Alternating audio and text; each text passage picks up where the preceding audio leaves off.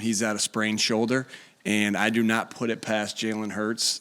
I don't put anything past Jalen Hurts as far as his mental and physical toughness. So there's a chance he could play this week. And so he is one of the toughest guys I know. And he heals fast. He's a freak. His body is not like, pardon me, yours or mine, right? And so I'm shaming myself there a little bit too. His body's not like ours. He heals fast. He came back fast from his injury last year. And I will not rule him out. I will not put a timetable on him. And we'll see. We'll see what happens this week. But both guys he'll be ready to go if he can play this week, and so will Gardner. If it needs to be Gardner, how much of the offense changes, and where's your confidence level? Yeah, again, we're going to have to plan for both guys to play. We're going to have a plan for Jalen to play. We're going to have a plan for Gardner to play, and so there will naturally be some differences. Because why? Because there's going to be things different that Gardner likes that Jalen might not like as much, and vice versa. And so that's there's always going to be slight differences because you go through the process with your quarterback who's playing in the game. And so, that'll mean a lot of extra work for us this week just to make sure they're both ready and and that we understand what they both like. But there'll be some differences, but not huge differences. What would have to happen for him to be able to play Saturday? As far as is it pain tolerance? Is something you have to heal or? Yeah, it's about the healing. It's about the healing process. Like with Jalen, like he hurt that, as you guys know, in the third quarter, and that hurt him. And you guys will talk to him. He was hurt. He was hurting, and he threw. And he had a freaking great fourth quarter. So pain tolerance with this guy, I never worry about. He's a unbelievable competitor, unbelievable toughness. This is why every time there's a question asked about Jalen, the first thing that you get, regardless of how he's playing or whatnot, is about his leadership ability and his toughness, both mentally and physically. And so it'll be more about the healing with Jalen than it will be about the pain, because he can play through anything. What have you seen from Gardner's ability to kind of stay ready this season? I mean, he's only gotten in a couple games. Yeah, he's what you want out of your backup quarterback, to be ready with limited reps. Now we're able to do things differently here than I think at the most places I've been. We take a lot of time, and we have a lot of developmental reps.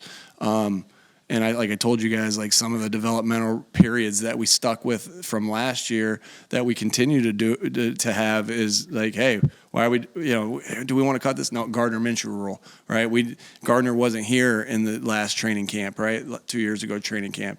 And we gave him those developmental periods, and he developed in the offense. We already knew he was a great player, but he developed in the offense so that when if his number got called, he'd be ready to play, and he went out there and played. And so, it's Gardner first and foremost, his ability to, be able to do a lot without reps, because just how high his football IQ is.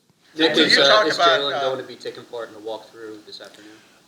We'll see. We'll see. That I'm not quite sure where we'll be yet with that. Like, he might be doing some rehab with it. I got to talk to these guys still, so we'll see.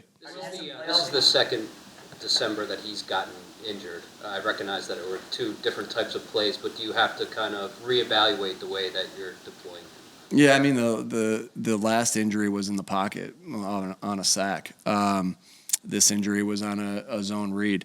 And so, for us to be the explosive offense that we want to be, Jalen is a very good passer, and he's shown that he's become a better passer by each game that he plays. But he's also in that MVP race, which, in my opinion, he's played better than anybody in this league so far this year. And, he's in that MVP race because of his dual threat ability, with his ability to not only do what he's been doing passing the ball, but also what he's been doing running the football. And that comes different ways. I think he's got, what does he have, 13 touchdowns of different ways to do that. So like I said, we're always going to think about his safety first. And I know you guys are probably like, well, he got hurt. Well, He also ran for 180 yards against Green Bay. And I get it. Sometimes it's a result-based thing. Like, well, he didn't get hurt that one. He's our MVP. Oh, he did get hurt.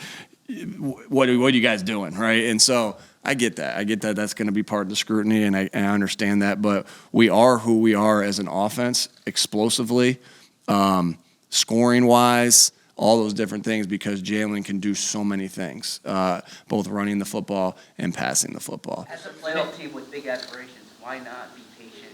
And how do you factor that into the approach?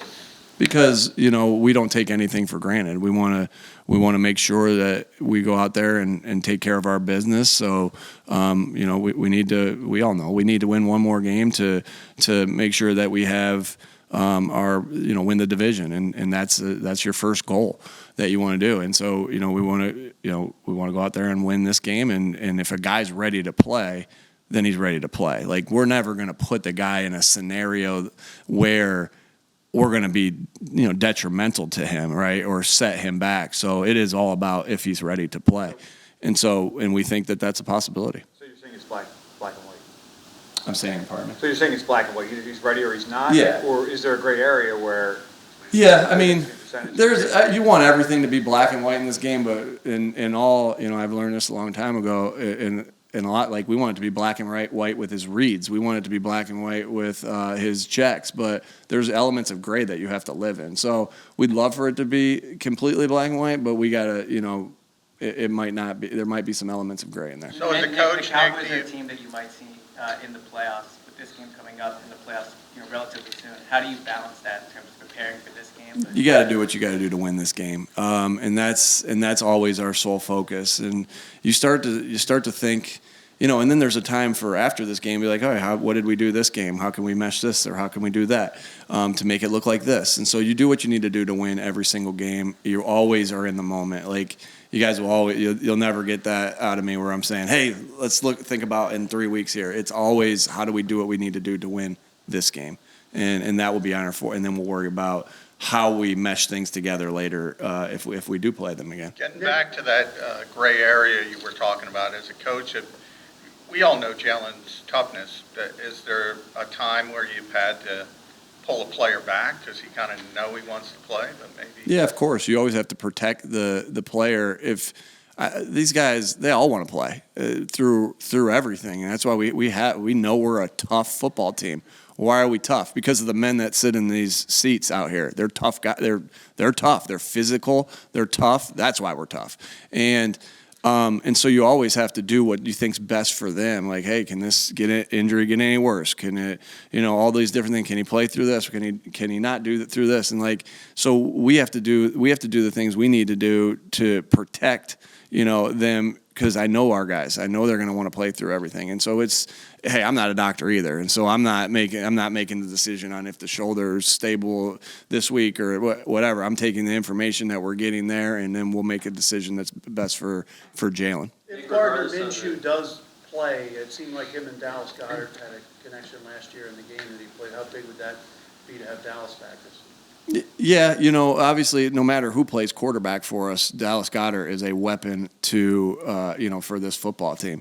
And the more good players you can have on the field, the better, right? And so, I've said this before, or right after Dallas got hurt, I said, when Dallas gets back, you guys asked me, where is it going to go from here? Is it,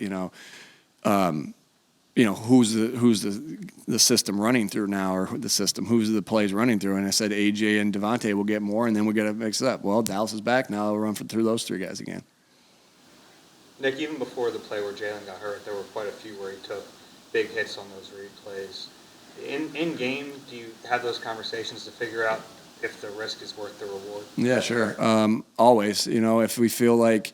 What happened on the play where he got hurt? We had run that play earlier in the game, and I think we got 5 on it, and we were able to pin the edge, right, with number 9 with Brisker. Pascal pinned the edge. We got around the outside, which is what the design of the play was. Well, at the snap of this one, the second time, we had to block out because Brisker jumped outside. Good recognition by him. And what happened was the guy that gave us the pull read, retraced, and was able to get back in on the play. I mean, that's just what.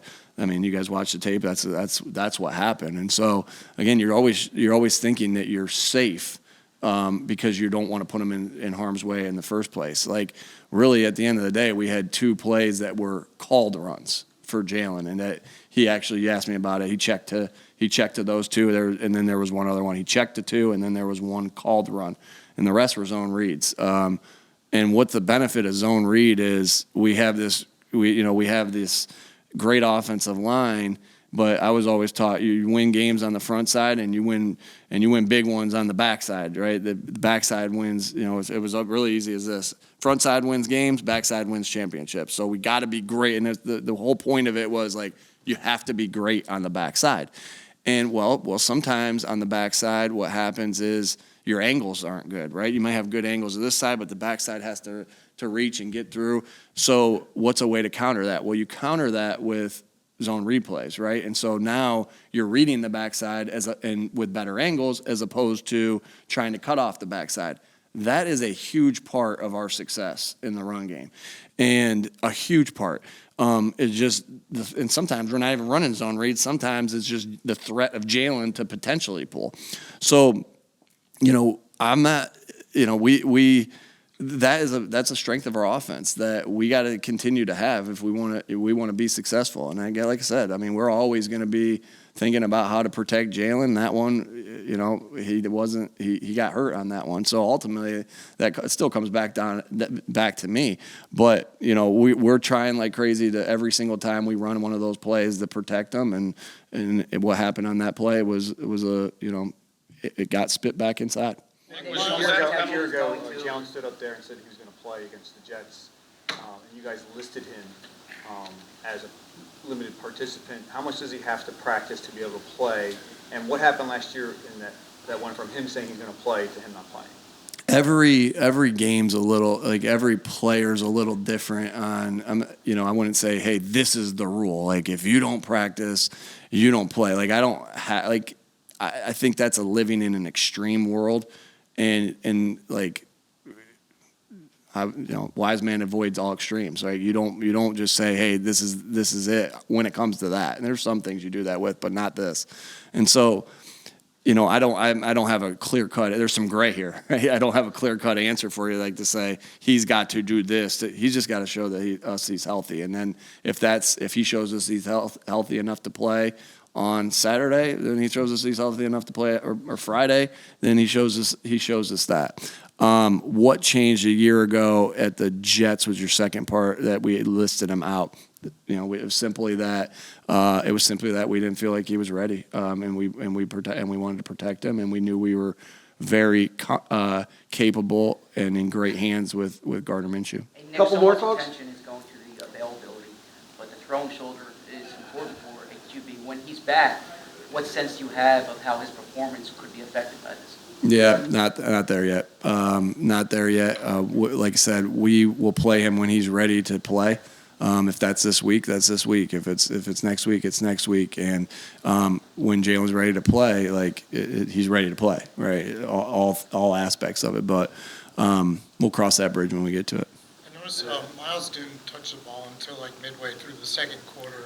I know what you said about RPOs and all that, but should he have gotten some more? Yeah, I got to give him just some called runs, and Shane and I, that's our job, is just to make sure we get him some called runs that he can get the touches early. Now we were throwing it a little bit more, based off why were we throwing it a little bit more? Well, the defense that Coach Flus and Alan Williams, their defensive coordinator, were running, left us one-on-one in places we felt like we had matchups. And so, and that's not, we ran run plays too. It was just, we ran some zone read stuffs. And then sometimes on a run play, you have a advantage look that you throw out there and you try to get what you get there. But we felt like we had matchups that we liked on the perimeter, and I think those guys showed that they won those matchups. Those 2 guys had really good games. They were our players of the game this week, and but